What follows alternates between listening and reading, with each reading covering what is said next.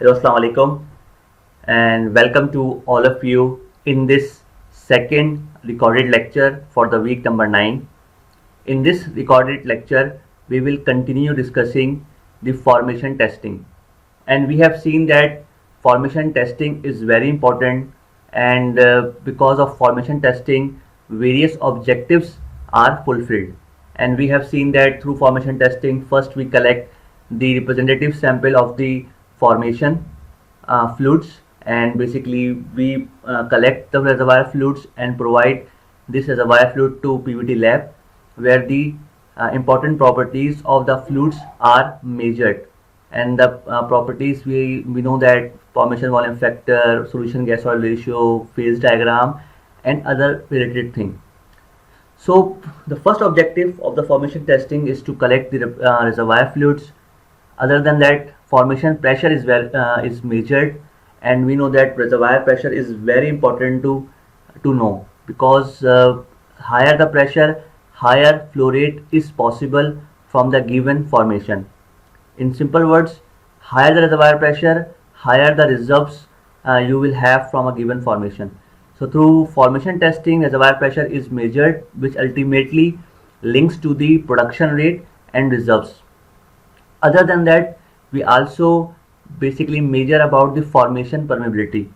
And formation permeability is also very important to know. Higher the permeability, higher production rate and reserves you will have from the given formation. And we have also seen that through formation testing, we also measure the oil, water and gas water contacts.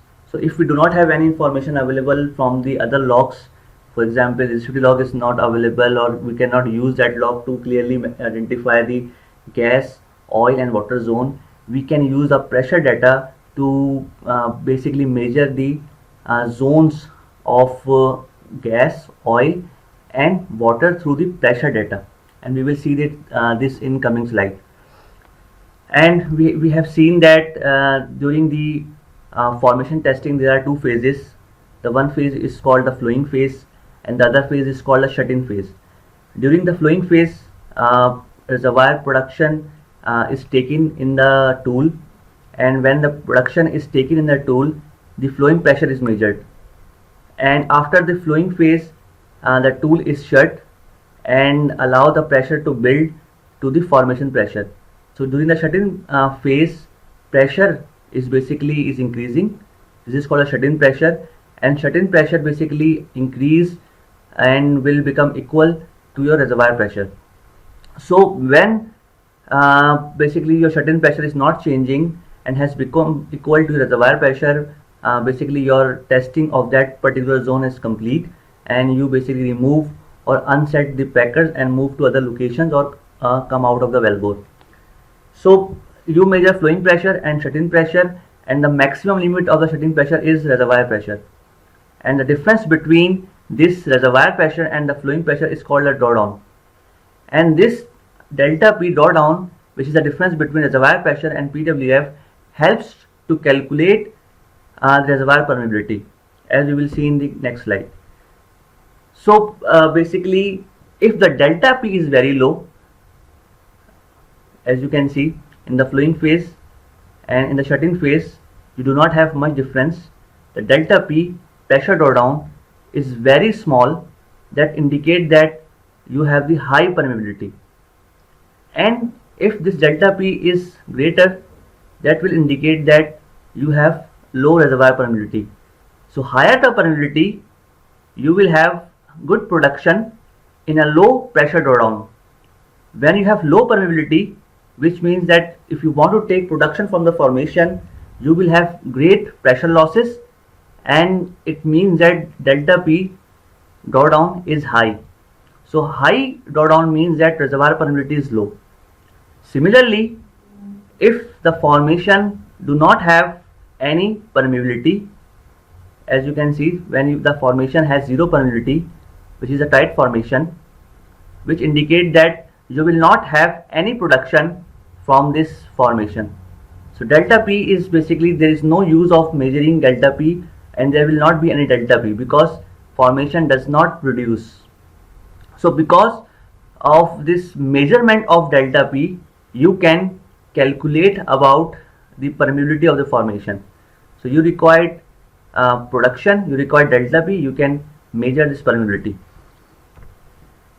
And basically when we are testing the formation, the probe is inside in a given zone and production is coming from the formation inside the tool, and we know that there are different flow regimes in the formation.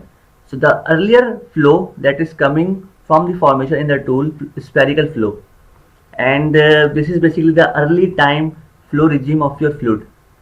And when the production or the flow near the wellbore has depleted, more fluids inside the formation will come towards the tool, and that is basically called a radial flow. And depending upon the formation and the reservoir geometry and the sealing condition, you may have linear flow at some later stage. So the understanding of the flow regime is very important, because by understanding the spherical and radial flow, we may be able to calculate some important properties like permeability, skin, and other related properties, because we know that equations will be different for spherical flow, for radial flow. So when basically we have spherical flow, we have to use spherical equations to calculate the properties. When we have the radial flow, and we have to use equation related to radial flow. So understanding of the flow regimes are very important to use the proper techniques to estimate properties. And obviously spherical flow will be the early time flow, because this is the flow when you have the production just near to your probe or the perforation, and as soon as the area around the probe depletes, the flow regions will change or shift from the spherical into the radial flow. And in this slide, basically you can see that you can identify the gas oil contact and oil water contact through the pressure versus depth plot. And for example, in this zone the pressure have been measured across the depth from the 9,900 feet till the 10,250 feet. And when you plot the pressure versus depth, you will see that the pressure lines have different slopes at different points. This is because of the fact that gradients, the gas gradient, oil gradient, and water gradients are different. So when you plot the pressure points, the slope of the line changes at a particular depth, and this change in slope will indicate that now the fluid has changed from the top zone and the bottom zone. So when you have the gas in the top zone, the gas gradient is up to 0.2 psi per feet. It can be 0.1 psi feet, it can be 0.15 psi feet, depending upon the density of the gas. So gas is the lighter fluid, so the pressure gradient of the gas is lower as compared to the oil and water. So pressure profile for the gas zone is slightly sharper or steeper as compared to oil and water zone. When you enter from the gas into the oil zone, the oil pressure gradient changes, and it is around 0.35 psi per feet. Again, this number is different for different oil reservoirs, but it is different for the gas and water, because oil density is in between gas density and the water density. So when you are entering into the oil zone from the gas zone, you can see the slope of the line changes, and because of this change in slope of the line or the pressure profile, we can identify that we have moved from the gas into the liquid zone. When you enter into the water zone from the oil zone, you can see that the oil gradient, the pressure gradient is around 0.44 psi per feet. Again, this number will be different depending upon the salinity or the density of the water. So it ranges from 0.43 psi per feet up to 0.45 psi per feet, and water is denser as compared to both oil and gas. So the pressure gradient of water is much higher as compared to other two fluids, and slope of the line changes again as you move from oil into the water. So by plotting the pressure profile and by seeing the changes in the line, you will identify that this is the gas zone, this is the oil zone, this is the water zone, and obviously you have measured the pressure at different depths.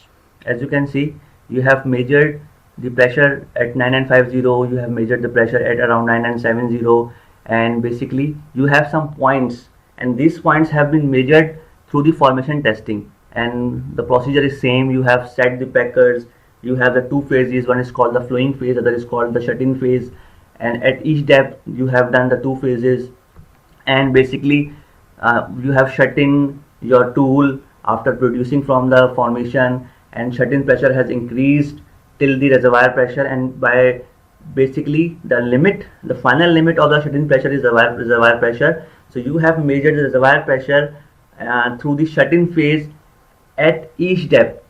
So now you have the pressure at each depth, and you have plotted it, and you have seen the changes in the slope of the line, and by seeing the changes you have identified that you have different fluids at different depths. So this is a useful technique to identify the gas, oil and water zone. So if you do not have any other information available, you can still use this pressure versus depth plot to identify the fluids in your reservoir.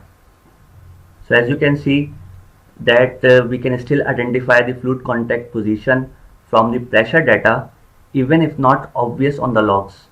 So you can use basically the pressure data to identify the gas and oil and water zone.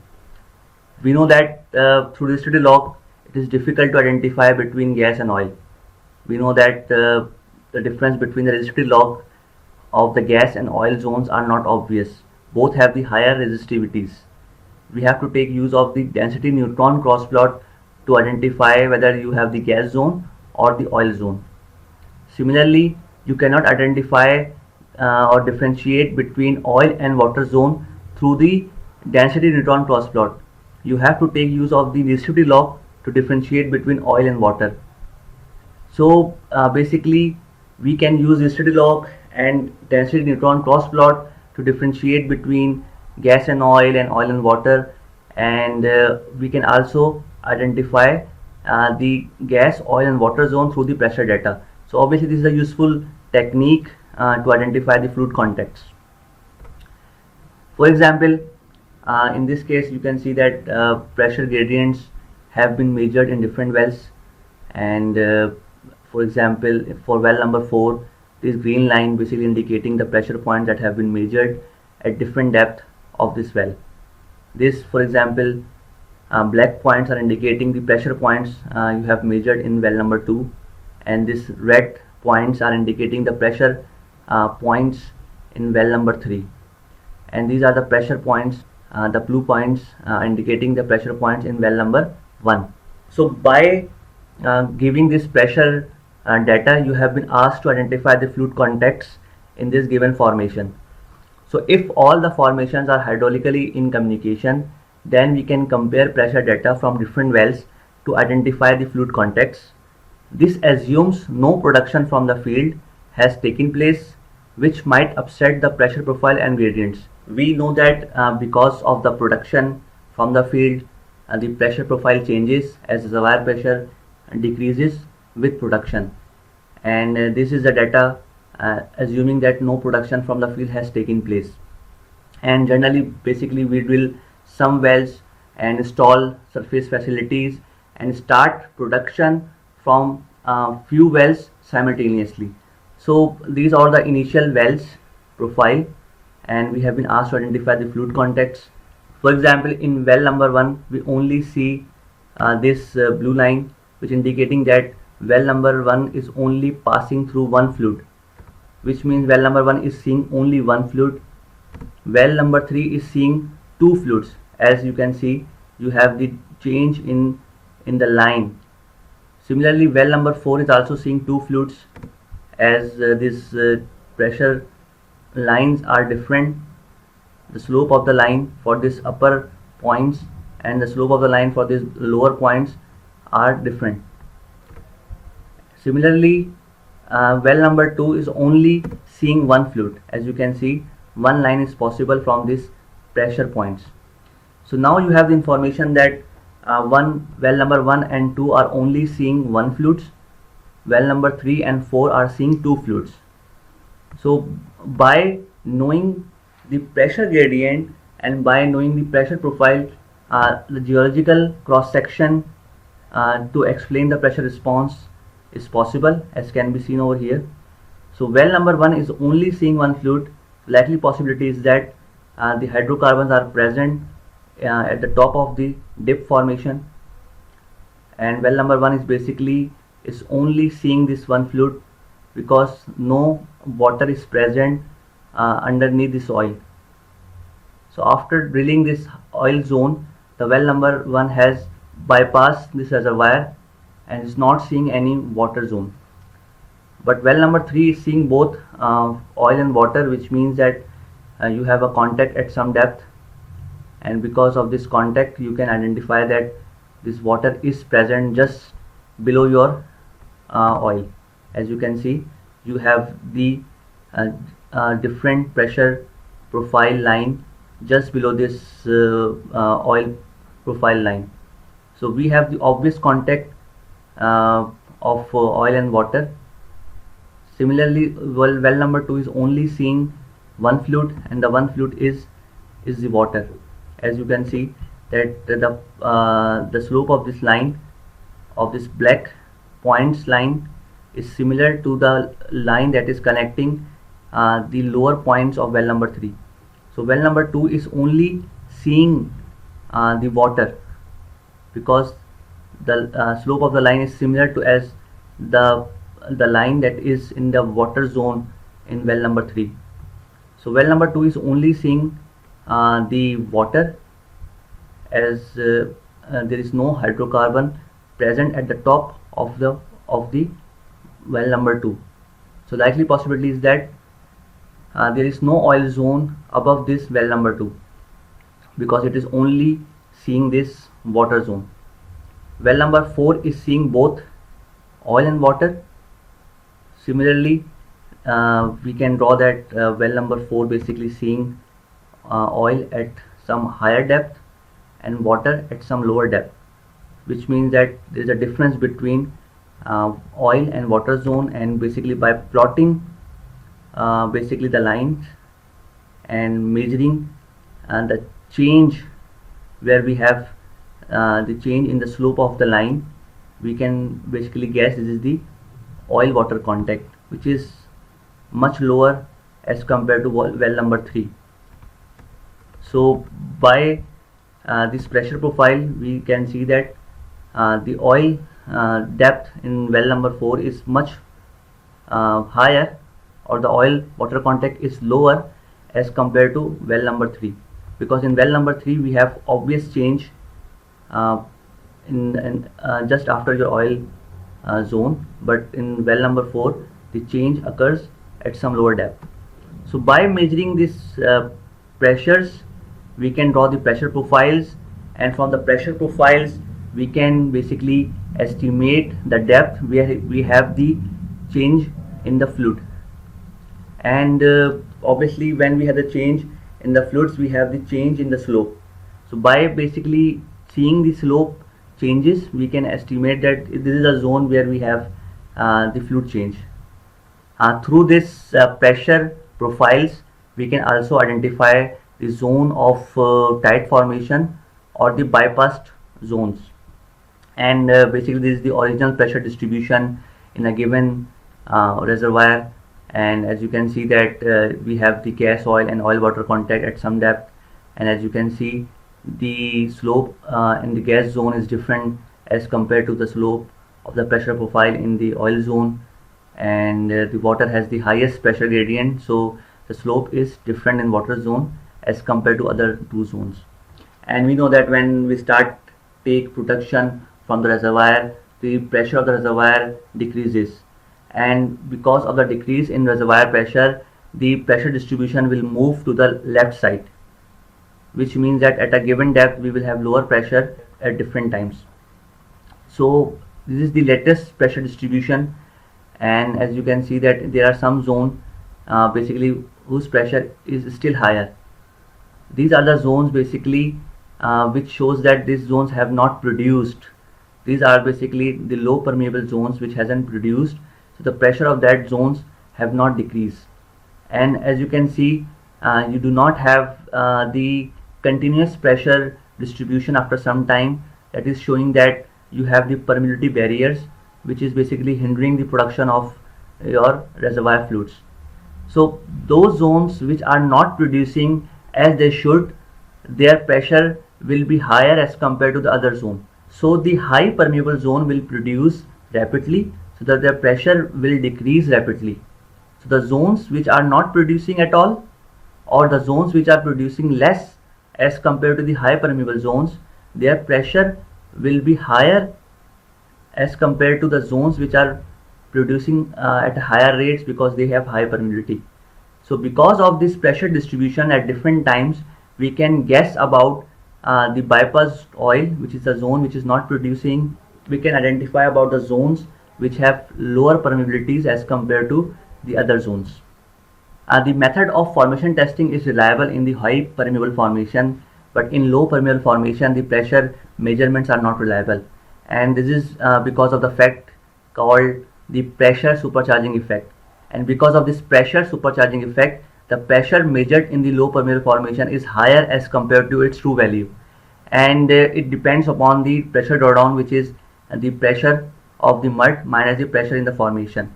So because of this hydrostatic pressure difference between your mud and the formation, generally you measure higher pressure in the low permeable formation, as we have seen that in low permeable formation the pressure measured by the conventional probe design are inaccurate.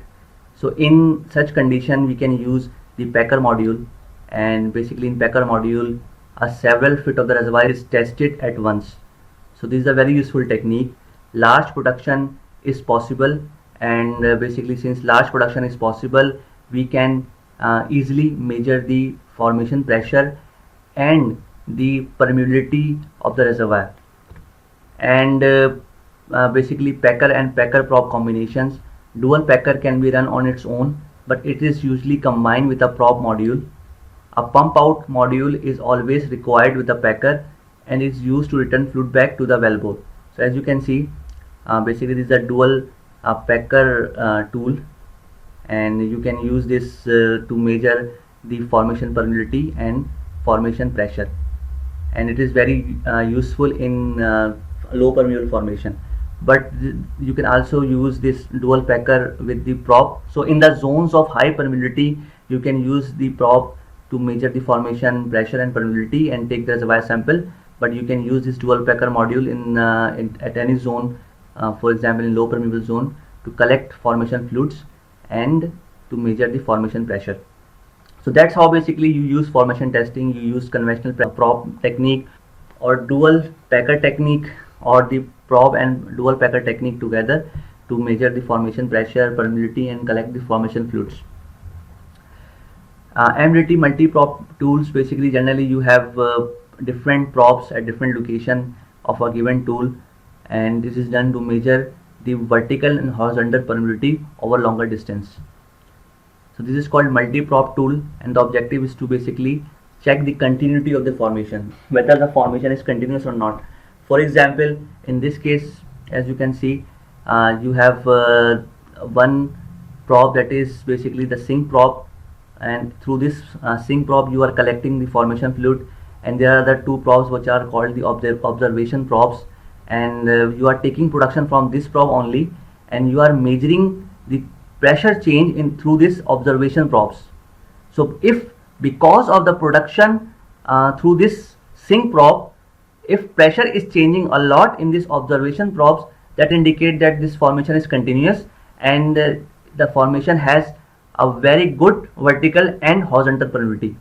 We know that basically if reservoir has good continuous horizontal and vertical permeability, that reservoir will produce with a high production rate.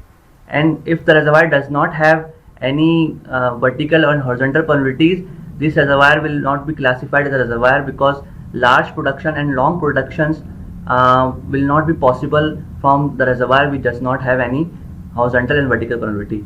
So measuring the horizontal and vertical permeability is very important. So reservoir should be continuous for its effective production, for the long production. So that can be basically measured through this multi-prop testing.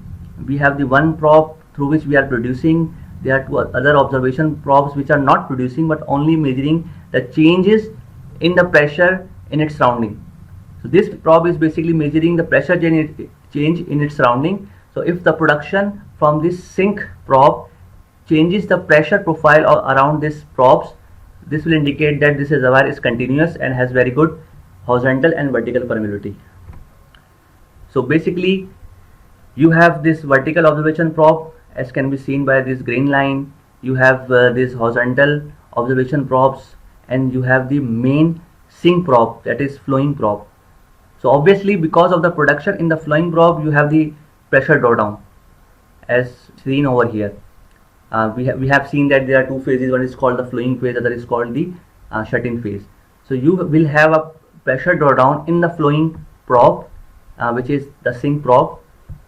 But if because of the production from this sink probe, you have pressure drawdown in horizontal observation probes. There are two horizontal observation probe and one is the vertical observation probe. Because of the production from this flowing probe, you still have a pressure drawdown in the horizontal observation probes, and in the vertical observation probes, that will indicate that you have a very good reservoir horizontal and vertical permeability. So the observation probes typically only see a few psi change in response to a large pressure response at the flowing probe, and basically this is very important to compute the vertical permeability and the horizontal permeability. We know that vertical permeability is very important for the reservoir because if we have the gas in the gas cap and water in the aquifer, and because of the production of oil, gas from the gas should basically invade in the oil zone and basically support the pressure. Similarly, water from the aquifer should move up and support the pressure. So if the reservoir has good permeability, the gas from the gas cap and water from the water zone will move inside the oil zone and will maintain the pressure, and because of this maintenance of the pressure, you will have good production for long time. So vertical permeability is very important to know, because through vertical permeability reservoir pressure is maintained because of the invasion of gas from the gas cap and invasion of water from the aquifer. Horizontal permeability is very important because you want to have a large drainage radius of a given well. So if the drainage radius of the well is large, you will require less number of wells for that field, and if the drainage radius of a well is lower, you will need more wells for a given field. So higher this horizontal permeability, you will have production from the deep into the reservoir, and the well will have the higher drainage radius. So horizontal permeability is very important for designing the number of wells in a given field. And we have seen that while we are collecting or sampling fluid, we measure the resistivity of the sampling fluid, and through this resistivity we differentiate whether we are collecting the water or the hydrocarbon, and the water basically is maybe from the water based mud. So as you can see, the red line indicate that this is the time when you have the sampling start, and this is the time when you have the sample chamber full, and during this time you are measuring the resistivities, and resistivities are showing over here. So when you have the hydrocarbon flowing, which is sometimes from the sampling start, so as soon as you have the hydrocarbon flowing, you have the high fluid resistivity, and when you had the water flowing, the resistivity was lower, and you are measuring the pressure line basically is the reservoir pressure. So by measuring the resistivity of the sampling fluid, you will basically determine whether you are required to collect that fluid or not, and if it is not required, you will dump the fluid through the pump out module, and if the fluid is hydrocarbon, you will collect the fluid into the sampling chamber and will route that fluid to surface and will send that fluid to the lab analysis. The next slide is basically showing the description of the resistivity measurement. As you can see, through the probe, the fluids are coming from the formation into the tool, and the fluids basically first passing through the resistivity cell, and this resistivity cell is measuring the resistivity of the incoming fluid. So if you think that the fluid is now reliable to collect, you will collect into the sampling chamber. If not, you will basically dump this fluid into the well bore, and basically you are measuring the pressure of the incoming fluid through the pressure gauges. As mentioned over here, that you will open isolation valve and let fluid flow to sample chambers, and obviously this time you will have seen that the fluid resistivity of the sampling fluid is higher, because the objective is to collect the hydrocarbons. In modern tool, as we have seen that in the MDT tool, the optical fluid analysis is also present, and basically you can also guess about the type of the fluid while sampling.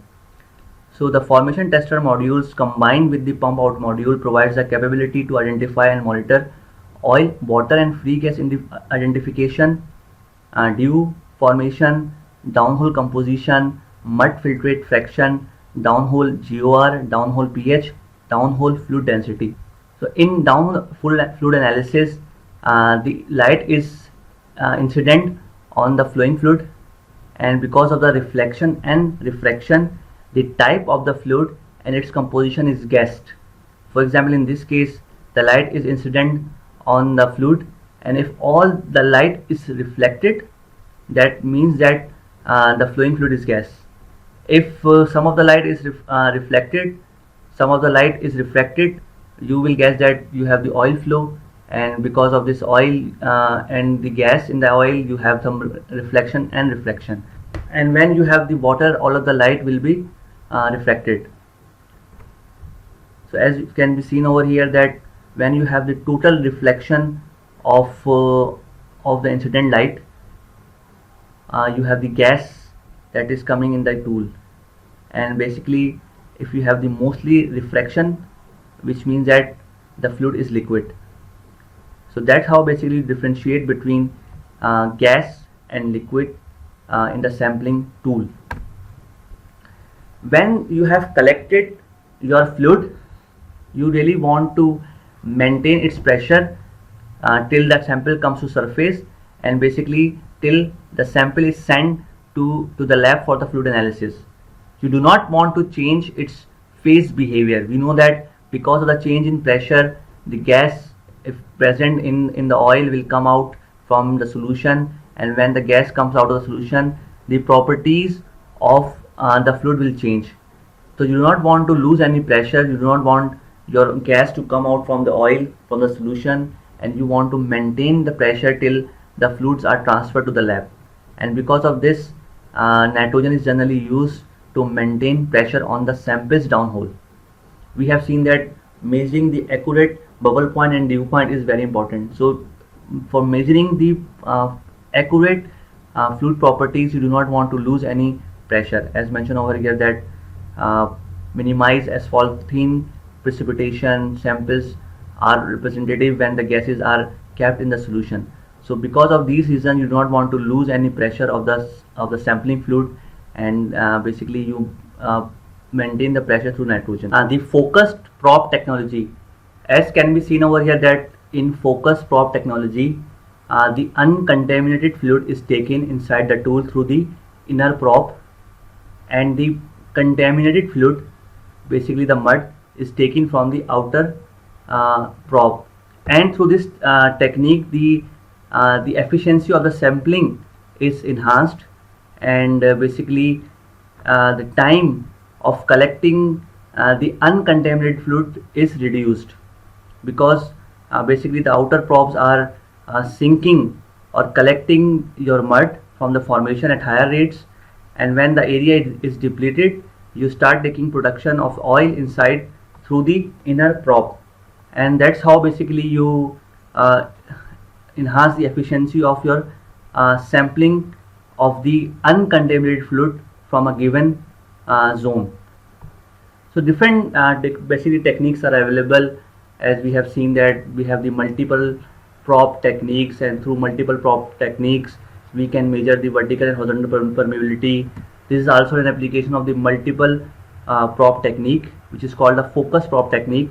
and the objective here is that we are taking production from all the props, from the outer props and also from the inner props, and basically from the outer props the contaminated fluid is taken, and after some time obviously you will have the early sampling of the uncontaminated fluid through this inner prop. So that's how basically you reduce the time of depletion of the near wellbore region.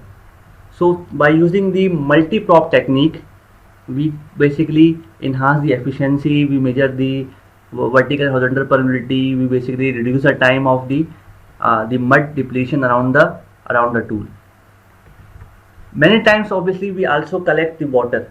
Obviously we have seen that the formation testing is done in the hydrocarbon zone, and only the hydrocarbon sample is collected, because we are only interested in the phase behavior of the hydrocarbon. We are only interested in measuring the bubble point or the dew point of the hydrocarbon fluid. We are only interested in measuring the PVT properties of the hydrocarbon fluid.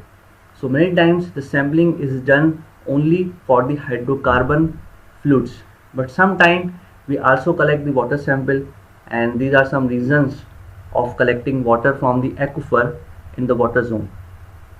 Basically the objectives are when you want to predict about the problem called the scale, when you want to predict about the corrosion problem, when you want to basically measure about the bacterial H2S generation, when you want to calculate the RW and the salinity of the formation water, when you want to basically design the surface water treatment, and when you want to basically measure the water flood efficiency. You want to design it and basically measure the efficiency of the water flooding project, and basically when you want to monitor breakthrough and sweep pattern. So because of these reasons, many times you also collect water from the aquifer, and the procedure will remain the same. You will use the tool and will reach to your desirable depth. You will basically set your packer. You will start taking water inside the tool through the prop, and again the sampling will have the two phases. One is called the flowing phase, other is called the shut-in phase, and through the delta P, the pressure drawdown, you will measure about the reservoir pressure, and obviously you will also measure the resistivity while sampling. So you will be sure which type of fluid is coming inside your tool, and once you have done it, you will basically remove or unset the packers and will move to some other depth. So the process will remain same, and many times you also collect water from the given formation. So that's all from my side for the second lecture for this week. Thank you.